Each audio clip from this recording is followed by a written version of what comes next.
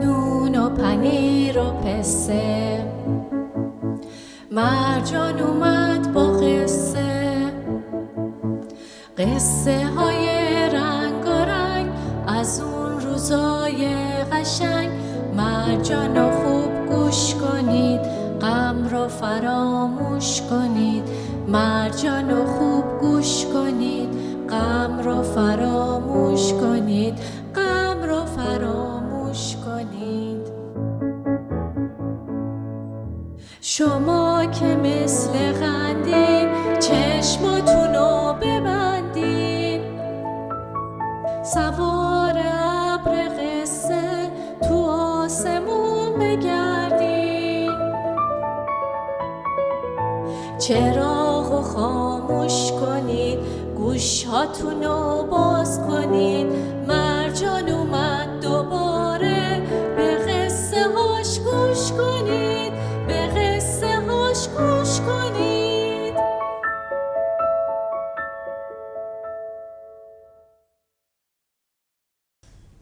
ستاره‌های ایران، کوچولوهای زیبا، یه درود گنده به اندازه دلای مهربونتون. حالتون چطوره؟ امیدوارم که خوب باشین. دوباره مرجان اومده تا برای شما فرشته های ایران زمین قصه های شاهنامه رو تعریف کنه. یادتون باشه که ما داریم شاهنامه رو از اول و به ترتیب با هم دیگه میشنویم و کلی چیزای قشنگ یاد میگیریم. پس به دوستاتونم بگین اگه میخوام ببینن که توی شاهنامه فردوسی بزرگ چی نوشته و چرا این کتاب برای همه ما ایرانیا اینقدر با ارزش و مهمه، بیان و از قسمت اول قصه ها رو گوش کنن. خب بریم ببینیم ادامه ماجرا چی میشه، تا ببینیم که چی بر سر پادشاهی فریدون و به سراش اومد. خب جناب فردوسی داشت دور سفره مهرگان برای بچه ها ادامه قصه رو تعریف میکرد. شب که شد، سرفشاه شاه یمن دستور داد که در باغ گلفشان جای خوابی رو برای 3 شاهزاده ایرانی آماده کنن. سرفشاه رفت تا بتونه یه جادو، یه راهی پیدا کنه تا بتونه از دست پسران فریدون راحت بشه. سرو از کاخ بیرون رفت و شروع کرد به جادوگری. شاه یمن با جادو سرمای وحشتناکی درست کرد تا جون شاهزاده ها رو بگیره. چنان سرمایی درست شد که حتی زاغ هم نمیتونست پرواز کنه. کل دشت یخ زد. پسران فریدون سریع بیدار شدن و با فر ایزدی طلسم رو باطل کردن و جون خودشون رو نجات دادن. و صبح که شد، سرو به سمت داماداش رفت به این امید که دیگه زنده نیستن، ولی در کمال تعجب دید که صحیح و سالم به تخت نشستن و دارن با هم دیگه صحبت میکنن. و سرو که دید نه بابا، هیچ راهی نیست، حتی سحر و جادو هم کمکش نکرد. از ناچاری یه جشن بزرگی ترتیب داد و 3 دخترش رو به پسران فریدون داد. ابا با گنج نادیده رنج، مگر زلفشان دیده رنج شکنج. بیاورد هر 3 به دیشان سپرد، که 3 ماه نو بود و 3 شاه گرد. بله، شاه یمن به خودش میگه من چرا اینقدر با فریدون شاه بدم؟ فریدون شاه که به من بدی نکرده، خودشو به خاطر کارای اشتباه و این جنبل جادوها و این کارایی که کرده بود سرزنش میکنه و با ناراحتی با دختراش خداحافظی میکنه و همه راه میافتن به سمت ایران. فریدون که با خبر میشه پسراش در راه برگشت به ایران هستن، یه نقشه و فکری براشون داشته. اون شروع میکنه به سمت پسراش رفتن، اما نه با چهره خودش. یادتونه که فریدون از یه پری که خیلی مهربون بوده افسونگری و جادو رو یاد گرفته بوده. یهو چیستا زیر لب یه سرفه‌ای کرد و چپ چپ به فردوسی نگاه کرد. فردوسی هم گفت آخ باز من اشتباه کردم، ببخشیم. بله، فریدون از خال افسون چیستا کلی افسون یاد گرفته بود، پس خودشو شبیه یه اژدهای ترسناک که از دهنش آتیش بیرون می اومد کرد و رفت سراغ پسراش. اول رفت سراغ پسر بزرگ. پسر بزرگ گفت مرد خردمند جنگ با اژدها رو درست و خردمندانه نمیدونه و سریع فرار کرد. فریدون سراغ پسر دوم رفت و پسر دوم تا اژدها رو دید کمان رو برداشت و به اژدها گفت هرچی که باشه حریف من نمیتونی بشی. زمانی که میخواد تیر رو بزنه پسر کوچیک از راه میرسه و میگه بهت فرصت میدیم که از اینجا بری و نمیخوایم باهات بجنگی. تو حتما اسم فریدون شاه رو شنیدی، ما فرزندان فریدون بزرگ هستیم و به خاطر خودت بهتره که اینجا رو ترک کنی. فریدون هم که چیزی رو که میخواست بفهمه رو فهمید، اونجا رو ترک کرد. پسران فریدون به سمت شهر و کاخ فریدون حرکت کردند. صدای طبل‌ها بلند شد. فریدون گرز گاو به سر رو برداشت و به استقبال بچه‌ها رفت. بچه‌ها وقتی فریدون رو می‌بینن خوشحال میشن و به احترام پدرشون شروع میکنن احترام گذاشتن و اونو در آغوش میگیرن. فریدون بچه ها رو میبره تو کاخ و براشون ماجرای اژدها رو تعریف میکنه و بهشون میگه چیزی که دنبالش بودم و پیدا کردم. حالا وقت اینه که براتون نامگذاری کنیم. به پسر بزرگ نام سلم رو میده و میگه کسی که با اژدها بجنگه خرد درستی نداره، پس خوب کاری کردی که فرار کردی. نام پسر وسط رو تور میذاره و میگه تو جنگاور و اهل نبرد هستی و پادشاهی که جنگاور نباشه پادشاه نیست. نام پسر کوچک رو هم ایرج میذاره، میگه تو هم از خردت استفاده کردی و هم جنگجویانه ایستادی و از خرد و شجاعت هر دو استفاده کردی. فریدون برای عروسهاش هم اسم میذاره. حالا ببینیم برای اونا چی اسمایی میذاره. اسم همسر سلم رو آرزو میذاره، اسم همسر تور رو آزاد خوی میذاره و اسم همسر ایرج رو سهی به معنای زیبا. فریدون شب به آسمون نگاه میکنه و طالع سه پسرش رو میبینه. طالع سلم با کیوان و کمان، یعنی چی؟ با اندیشه و ترسو.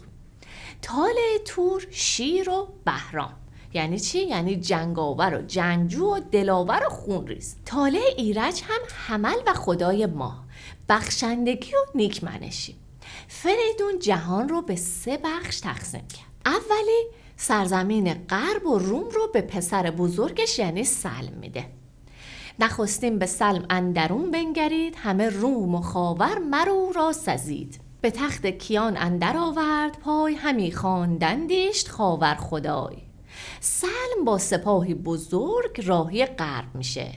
مردم ازش استقبال میکنن و نامش رو خدای خاور یا خدای غرب میذارن. سرزمین دوم میشه شرق، چین و ترکستان که به پسر دوم یعنی تور میرسه.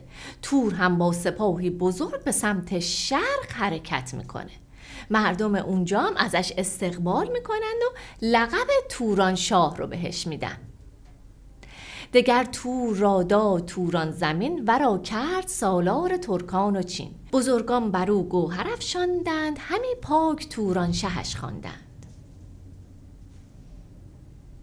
بله بچه ها، در نهایت قلب جهان یعنی سرزمین میانه هم به فرزند کوچک یعنی ایرج میرسه و مردم اون رو ایران خدا یا پادشاه ایران نامیدن. از ایشان چون نوبت به ایرج رسید، مرو را پدر شاه ایران گزید. هم ایران و هم دشت نیزه وران، همان تخت شاهی و تاج سران.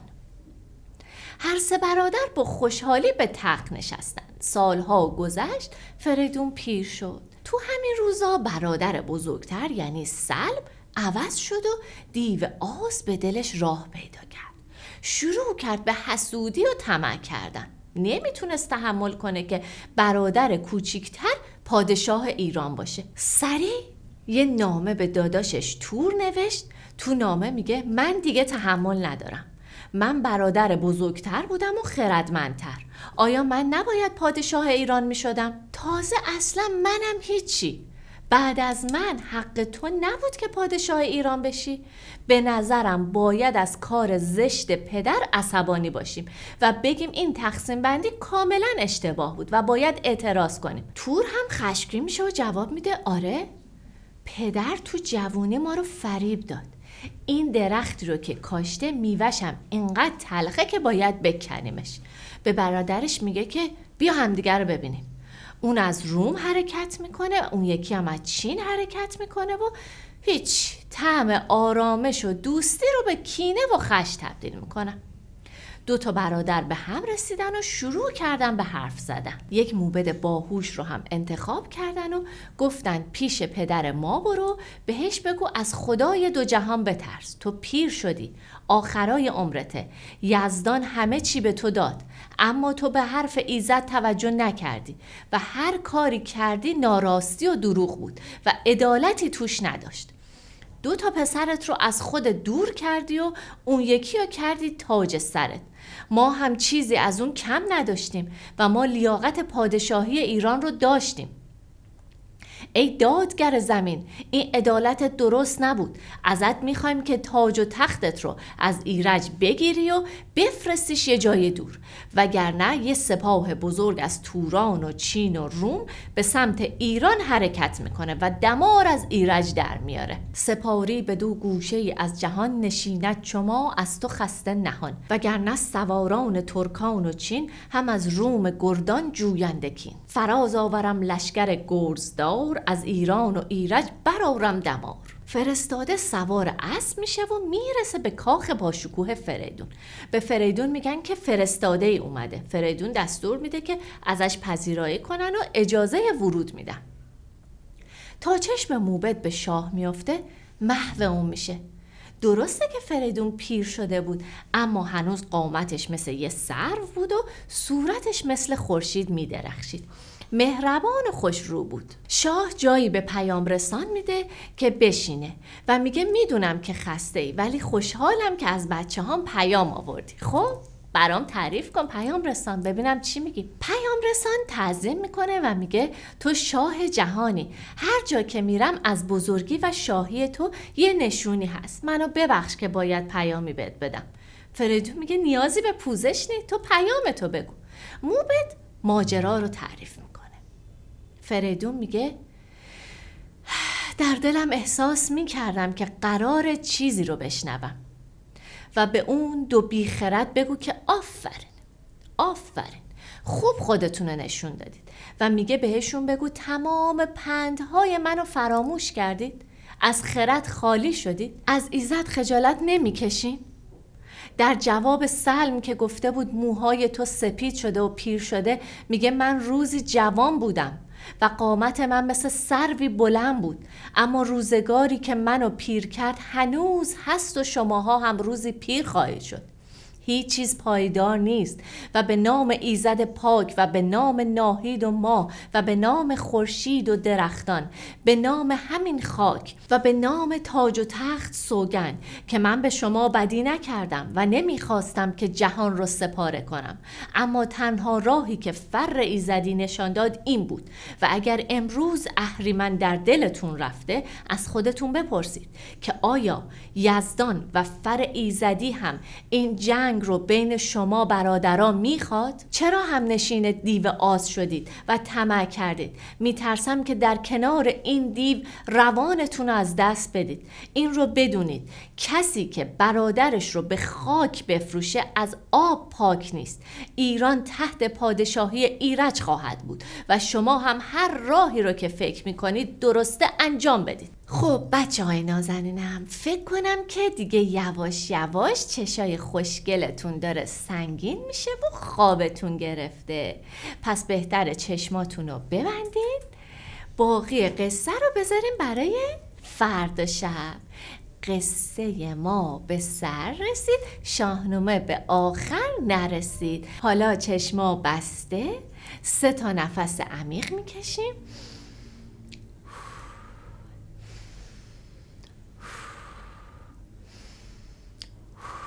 شبتون بخیر، خوب بخوابی. شب خوش.